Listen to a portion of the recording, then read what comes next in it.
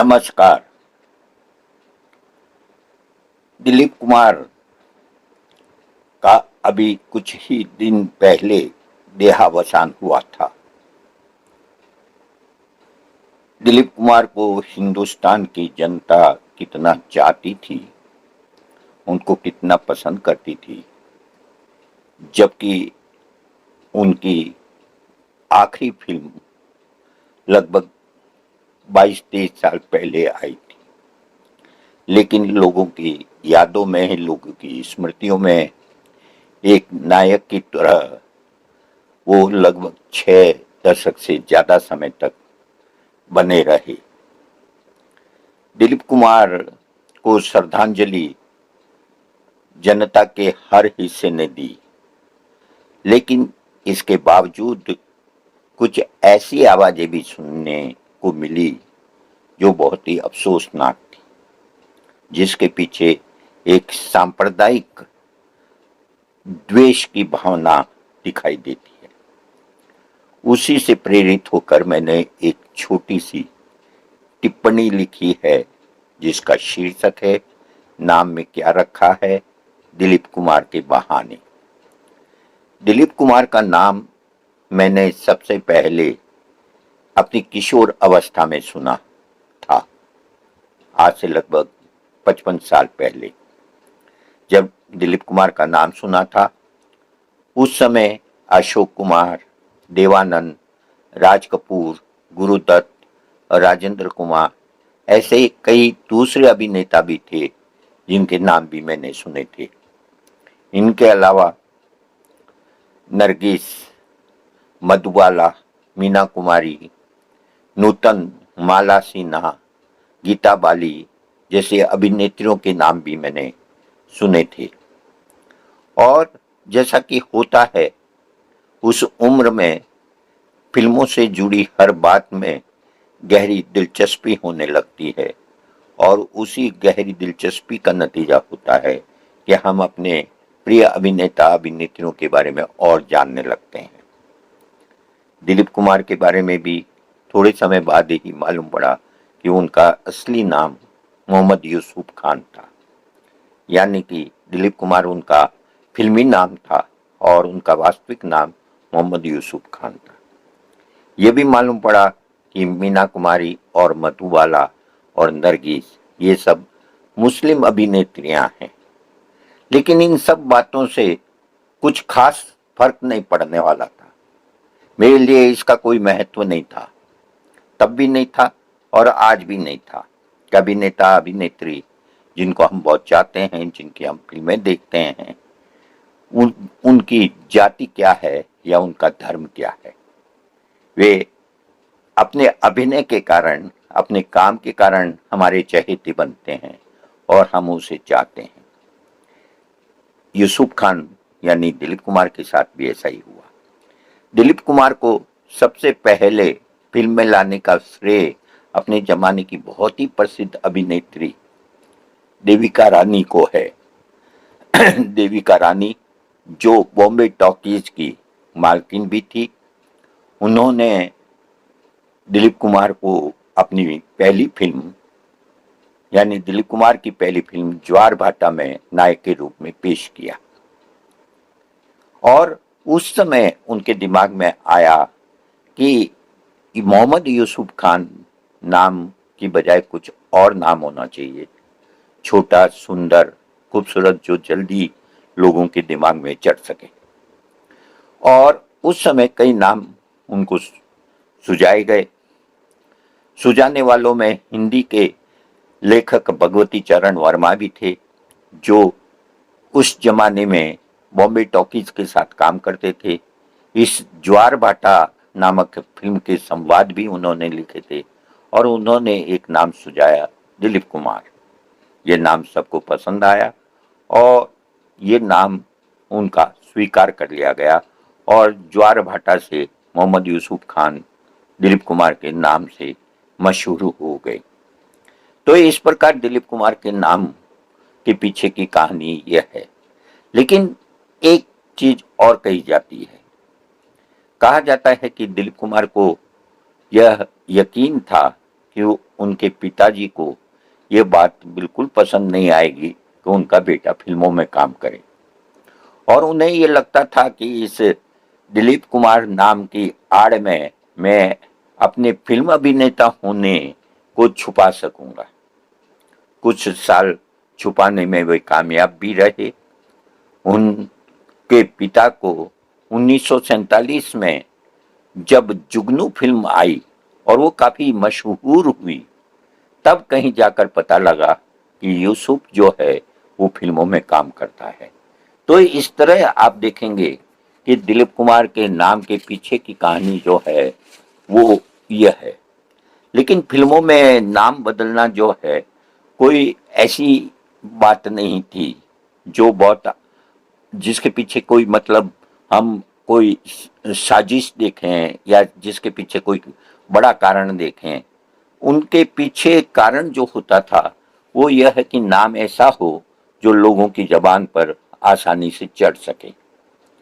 फिल्मों में काम करने वाले कलाकारों के नाम बदले जाते थे, कईयों के नाम बदले गए। खुद अशोक कुमार, जो अशोक कुमार के नाम से मशहूर हुए, जब बॉम्बे टॉकीज में काम करते थे या फिल्मों के साथ जुड़े, तब उनका नाम था कुमुदलाल गांगुली। लेकिन जब उन्हें देविका रानी ने बॉम्बे टॉकीज की फिल्म में नायक का रोल दिया तो उनका नाम भी बदला गया और उनका नाम हुआ कुमुदलाल गांगुली से अशोक कुमार। जाहिर है कि अशोक कुमार एक आधुनिक नाम है, कुमुदलाल गांगुली एक परंपरागत नाम लगता है, थोड़ा लंबा भी है। निश्चित रूप से अशोक कुमार नाम लोगों की जबान पर आसानी से चढ़ सकता है। इसी तरह से और भी कई नाम के उदाहरण लिए जा सकते हैं जो नाम बदले गए। लेकिन इसका मतलब ये नहीं है कि सारे मुस्लिम अभिनेताओं अभिनेत्रियों ने अपने नाम हिंदू नाम रखे हों, जैसा कि दिलीप कुमार के साथ जुड़े विवाद में ये कहने की कोशिश की जा रही है। दिलीप कुमार से 9 साल पहले फिल्मों में काम करने वाली अभिनेत्री नूरजहां, नूरजहां एक मुस्लिम नाम है, या कहना चाहिए कि अरबी फारसी परंपरा से आया हुआ नाम है। इस नूरजहां नाम से ही नूरजहां मशहूर हुई। वो अपने ज़माने की बहुत ही प्रसिद्ध अभिनेत्री थी, बहुत बड़ी गायिका थी, और वो दिल नूरजहां के नाम से ही मशहूर हुई। लेकिन ये जरूर ध्यान रखें कि नूरजहां भी उनका असली नाम नहीं था। उनका असली नाम था अल्लाह वसाई। अल्लाह वसाई नाम जो निश्चित रूप से कुछ रूढ़िवादी लगा होगा, और ये लगा होगा कि उसकी जगह अगर नूरजहां नाम हो तो वो लोगों को पसंद भी आएगा और आसानी से चढ़ भी जाएगा। इसी तरह से नरगिस जो थी, नरगिस भी एक मुस्लिम नाम है, लेकिन नरगिस का अपना पारिवारिक नाम जो था वो फातिमा रशीद था। इसी तरह से अपने जमाने की मशहूर नरगिस की समकालीन सुरैया का वास्तविक नाम था सुरैया जमाल शेख। लेकिन इन सबों ने अपने नाम छोटे छोटे नाम कर दिए। मुमताज का जो नाम था वो मुमताज नहीं, मैं चर्चा कर रहा हूँ मधुबाला की। मधुबाला का जो नाम था वो था मुमताज जहां बेगम दहलवी। आप देखेंगे कि 4 शब्दों का ये जो नाम है ये काफी लंबा है, लेकिन इसकी जगह पर जब उन्होंने फिल्म में काम करना शुरू किया तो नाम रखा गया मधुबाला। इसी तरह से मीना कुमारी जो 6 साल की उम्र में काम करने लगी थी, उनको नाम दिया गया बेबी मीना, जबकि उनका असली नाम था महजबी। महजबी एक खूबसूरत नाम था, लेकिन शायद एक बच्ची के नाम के लिए वो फिट नहीं महसूस किया गया होगा और वो बेबी मीना नाम रखा गया। लेकिन जब वह युवा अभिनेत्री के तौर पर काम करने लगी तो वो बेबी मीना मीना कुमारी हो गई, और इस तरह से मीना कुमारी का नाम महजबी की जगह मीना कुमारी के नाम से आज तक जानी जाती है। और दिलीप कुमार की तरह, जैसे दिलीप कुमार को ट्रेजेडी किंग कहा जाता है, उसी तरह से मीना कुमारी को ट्रेजेडी क्वीन कहा जाता है। उन्होंने भारतीय नारी के दुखों को, पीड़ाओं को जितनी खूबसूरती से, जितने प्रभावशाली ढंग से प्रस्तुत किया है, वैसा शायद ही किसी और अभिनेत्री ने किया हो। तो फिल्मों में नाम के लोकप्रिय होने, नाम बदले जाने के पीछे जो है वो धार्मिक कारण कभी नहीं रहे, बल्कि अगर ध्यान दें तो चाहे नाम धार्मिक, चाहे नाम हिंदू नाम हो, चाहे मुस्लिम नाम हो, ज्यादातर जो नाम रखे गए वो सेक्युलर किस्म के नाम रखे गए। दिलीप कुमार भी एक सेक्युलर नाम है, अशोक कुमार भी, मधुबाला भी, मीना कुमारी भी, नरगिस भी, ये सब जो नाम है, नूरजहां भी, ये धार्मिक नाम नहीं है। और ये इस बात को बताता है कि हिंदी फिल्मों की जो परंपरा है वो दरअसल एक सेक्युलर परंपरा है। नाम बदले गए। अजीत ने भी अजीत भी उनका बदला हुआ नाम है, फिल्म अभिनेता अजीत, जिनका असली नाम हामिद अली खान था। इसी तरह से अमजद खां का अमजद खां के पिता जयंत, वो भी उनका असली नाम नहीं था। जयंत का असली नाम जो था वो जकारिया खान था। लेकिन इन जयंत के दोनों बेटे जो फिल्मों में काम करते थे, इम्तियाज खान और अमजद खान, उन्होंने अपने नाम मुस्लिम नाम रहने दिए और अमजद खान मुस्लिम नाम के साथ ही बहुत मशहूर हुए। तो दरअसल नामों को हिंदू और मुसलमान नामों के बजाय इस बात से देखा जाना चाहिए कि फिल्मकार, फिल्म निर्माता जो है वो ये चाहते थे कि उनके नायक नायिकाओं के नाम और अभिनेताओं के नामों के को लेकर वो ज्यादा चिंतित नहीं होते थे, लेकिन नायक नायिकाओं के नाम ऐसे हो जो खूबसूरत हो, जो सुंदर हो। जैसे माधुरी दीक्षित, ये माधुरी दीक्षित या इस तरह के नाम, करिश्मा कपूर, करीना कपूर, ये जो नाम है, तब्बू, ये सब नाम, इसी तरह से अक्षय कुमार, जितेंद्र, धर्मेंद्र, ये सब नाम के पीछे की कहानी यही है। और इनमें से बहुतों के नाम बदले गए हैं और उस नाम बदलने के पीछे सिर्फ और सिर्फ एक ही कारण है कि नाम खूबसूरत हो, लोगों की जबान पर आसानी से चढ़ सकें। लेकिन हमेशा ऐसा ही नहीं होता है। जॉनी वॉकर, जिनका नाम दरअसल बहुत बदरुद्दीन जमालुद्दीन काजी नाम था, उनका नाम जॉनी वॉकर रखा गया। क्यों रखा गया? क्योंकि वो एक हास्य अभिनेता थे और हास्य अभिनेता के रूप में एक शराब की ब्रांड का नाम रखा जाना वो कोई बहुत आश्चर्य की बात नहीं थी। तो इस तरह से आप देखेंगे, जबकि उतने ही लोकप्रिय हास्य अभिनेता महमूद जो है अपने छोटे से नाम महमूद के साथ लोकप्रिय हुए। तो नाम के पीछे हमेशा ये ध्यान रखें कि सिनेमा के लोगों के नाम जो है वो छोटे नाम, खूबसूरत नाम और आधुनिक आधुनिक नाम, ये बहुत जरूरी था। इवन पृथ्वीराज कपूर, जिनका थोड़ा लंबा नाम है क्योंकि वो इन नए अभिनेताओं की तुलना में पहले आ गए थे, लेकिन उन्होंने भी नाम बदला। उनके पिताजी का नाम था विशेश्वर नाथ कपूर, उन्होंने विशेश्वर नाथ के बेटे का नाम था पृथ्वीनाथ कपूर, लेकिन उन्होंने नाथ हटा दिया और अपना नाम कर दिया पृथ्वीराज कपूर।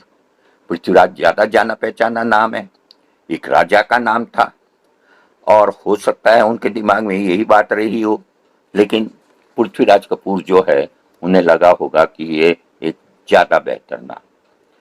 एक और बात ध्यान दें कि जिस आजकल हम हिंदू और मुसलमान इस तरह से चीजों को ज्यादा देखते हैं, वो वास्तव में सच नहीं। जिस लव जिहाद की बात कही जाती है, बहुत सारे अभिनेताओं, मुस्लिम अभिनेताओं का नाम लेकर कहा जाता है कि देखो इन्होंने जो है हिंदू लड़कियों से शादी की, और उसे लव जिहाद के उदाहरण के तौर पर देखा जाता है। उस समय वो भूल जाते हैं कि नरगिस ने एक हिंदू अभिनेता से शादी की थी, वहीदा रहमान ने की थी। शमशाद बेगम जो एक बहुत बड़ी गायिका थी, उन्होंने सिर्फ 15-16 साल की उम्र में गणपत लाल बट्टू नाम के एक हिंदू से शादी की थी और अपने दोनों परिवारों ने उसको स्वीकृति नहीं दी, लेकिन वो जिद पर अड़े रहे और उन्होंने शादी की। 1955 में उनके पति का देहांत हो गया उसका इतना सदमा पहुंचा कि उसके बाद लगभग उन्होंने अपना जो गायकी का कैरियर था वो छोड़ दिया था।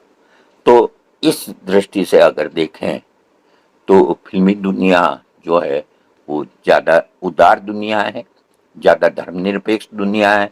सांप्रदायिकता की का जो द्वेष, जो जहर फैलाया जा रहा है, उससे काफ़ी हद तक ये सिनेमा की दुनिया आज़ाद रही है और ये बहुत ज़रूरी है कि इसे आज़ाद रखा जाए। फिल्मी दुनिया नामों को लेकर कभी संकीर्ण और सांप्रदायिक नहीं रही। यूसुफ खान ने दिलीप कुमार का नाम जरूर धारण कर लिया, लेकिन न उन्होंने और न फिल्मी दुनिया ने इसे कभी छुपाने की जरूरत महसूस की। दिलीप कुमार का यूसुफ खान नाम भी उतना ही प्रचलन में था। फिल्मी दुनिया में उनके मिलने वाले, उनके साथ काम करने वाले, उनके दोस्त आम तौर पर उन्हें यूसुफ भाई के नाम से ही पुकारते रहे हैं। यहाँ तक कि जवाहरलाल नेहरू भी उन्हें यूसुफ कहते थे। तो यूसुफ जो है वो कोई छुपा हुआ नाम नहीं था। वो जनता के बीच में दिलीप कुमार और यूसुफ खान दोनों ही नाम प्रचलित थे, और वो इसलिए प्रचलित थे क्योंकि जनता को यूसुफ खान से भी कोई प्रॉब्लम नहीं थी। न दिलीप कुमार से ज़्यादा प्यार था, न यूसुफ खान से दूरी थी। दरअसल वो एक ही शख्स को, जिसे वो दिलीप कुमार कहते थे, उसको यूसुफ भाई भी कहते थे और दोनों से वो उतना ही लगाव रखते थे। अब अभिनेता अभिनेत्रियों के नाम बदलने की प्रवृत्ति भले ही रही हो, लेकिन ये ध्यान दें कि फिल्मों के दूसरे क्षेत्र में काम करने वाले लोगों के नाम नहीं बदले जाते थे। जैसे जो उस जमाने के बड़े फिल्मकार थे, चाहे ख्वाजा अहमद अब्बास हो, AR कारदार हो, जिया सरहदी हो, महबूब खान हो, करीमुद्दीन आसिफ हो जिन्होंने मुगल आजम बनाई थी, संगीतकार नौशाद, खय्याम, मोहम्मद रफ़ी, गायक तलत महमूद गायक, शमशाद बेगम, मुबारक बेगम, और न जाने कितने नाम हम ले सकते हैं जो अपने मुस्लिम नामों के साथ और मुसलमान होते हुए भी इस हिंदुस्तानी सिनेमा को उन्होंने समृद्ध किया और लोगों ने उन्हें खूब प्यार दिया। मजरू सुल्तानपुरी, साहिर लुधियानवी, कैफी आजमी, गुलजार जो बहुत बड़े शायर रहे हैं और फिल्मों के गीत भी लिखते रहे हैं, वो अपने तखल्लुस के साथ मशहूर हुए। उनके वास्तविक नाम जो है असरारुल हसन खान, अब्दुल हई और अतहर हुसैन रिजवी और संपूर्ण सिंह, ये असली नाम कितने लोग जानते हैं। लेकिन कैफी, साहिर, गुलजार, मजरू, ये नाम सभी की जबान पर चढ़े हुए हैं। हिंदुस्तानी सिनेमा की जो धर्मनिरपेक्षता और साझा संस्कृति की परंपरा रही है, दिलीप कुमार उस परंपरा के महान आइकन है, क्योंकि वे जितने दिलीप कुमार है उतने ही यूसुफ खान भी है। वे जितने देवदास हैं उतने ही शाहजादा सलीम भी है। वे जितने बम्बई के हैं उतने ही पेशावर के भी हैं, और जितने उर्दू के हैं उतने ही हिंदी के हैं। उन्हें धर्म, भाषा और राष्ट्र की संकीर्णता में बांधकर देखने वाले न दिलीप कुमार को जानते हैं और न यूसुफ खान को जानते हैं। दरअसल वे हिंदुस्तान की उस सांस्कृतिक विरासत को भी नहीं जानते जिसे हम साझा संस्कृति के नाम से जानते हैं। धन्यवाद।